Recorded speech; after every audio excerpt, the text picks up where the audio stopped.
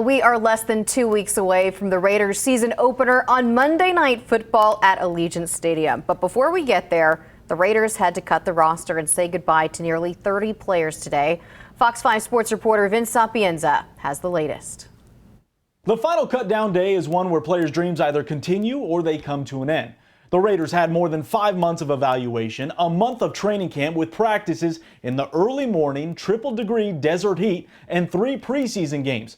Mike Mayock and John Gruden were now forced to trim their roster from 80 to the final 53. One of the most notable cuts for the Silver and Black came at the wide receiver position.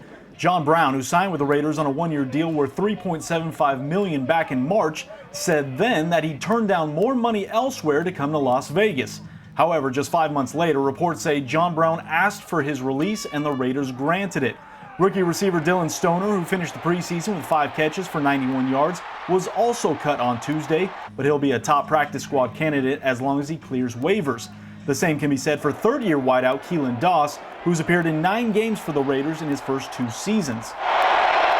The Raiders are going with 3 quarterbacks, keeping Nate Peterman on the roster, as well as second-year tight end Nick Bowers, who had 5 catches for 45 yards and a touchdown in the preseason. He beat out 9-year veteran Derek Carrier for the 3rd tight end spot.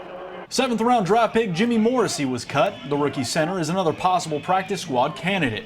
Desert Pines High School graduate Jeremiah Putasi was also one of the 6 offensive linemen cut on Tuesday. On defense, Vegas cut ties with former 4th-round pick Isaiah Johnson, who battled injuries all offseason, as well as former Raiders 1st-round pick Carl Joseph. The safety spent his first 4 seasons with the Raiders before going to Cleveland in 2020.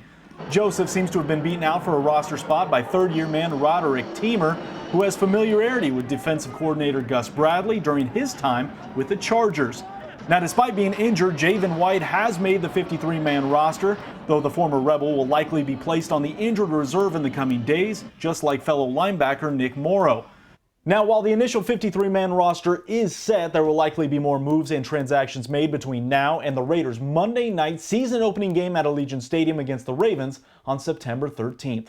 I'm Vince Sapienza, Fox 5 News Local, Las Vegas.